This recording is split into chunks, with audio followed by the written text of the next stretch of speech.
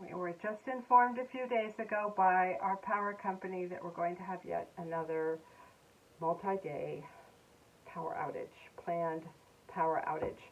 So it starts tomorrow morning around 7 a.m. We'll go until Thursday at some point. Then they have to check all the lines, and then they can re-energize the power lines. So for us, because we're kind of remote, the chances are that we will, not get power starting tomorrow morning with everyone else. But because we're further out, we probably won't get power again until Friday. And this is not just affecting our town; it's affecting the entire county. And then I just heard tonight, I read tonight, that it's going to affect the region and several neighboring counties as well. So in preparation, this morning Eddie and I went out and got some gas for the car, filled that up, filled up our gas tank for the generator. Again, we're very remote, so there's not a lot of gas stations, and they do the best they can, but it's not like being in the city where there's a gas station every block or two. There isn't. So when they run out, you're out of luck. So we want to make sure we're filled up and ready to go, especially if there's a fire, so we'll have plenty of gas to get out. Hopefully that won't be the case this time as it was last time a couple weeks ago. I also thought about what I was going to cook and what I was going to have ready to go, because as we are living off the generator, and the generator is mainly going to be keeping the refrigerator and freezer cold, I don't want to waste a lot of generator time and gas preparing food. So I'm preparing as much as I can right now so that we're pretty well covered for the next couple days, and just have to warm things up instead of cooking things from scratch, except maybe for breakfast, which is pretty easy to do in the electric frying pan. So here we go.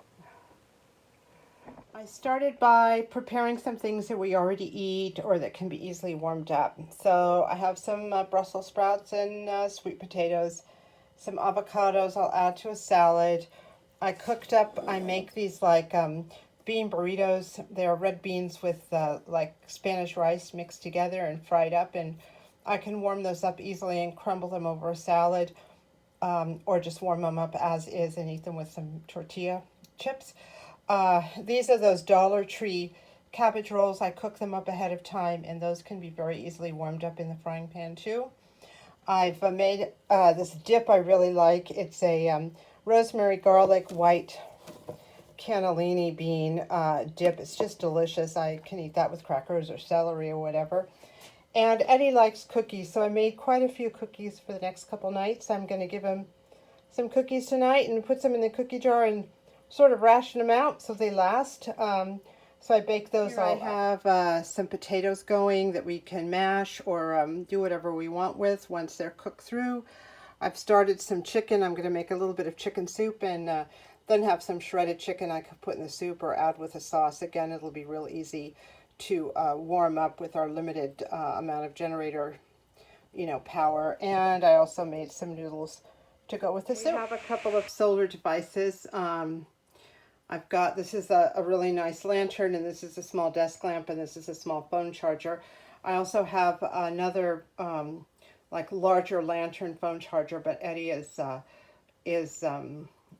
charging that up in the actual outlet, and that's in another part of the house. I have a basket where I keep all of our solar chargers, batteries, lanterns, boxes, everything right here. So I pulled that out. As I mentioned, we also have a generator, so that's going to be used mainly for keeping the refrigerator and freezer cool.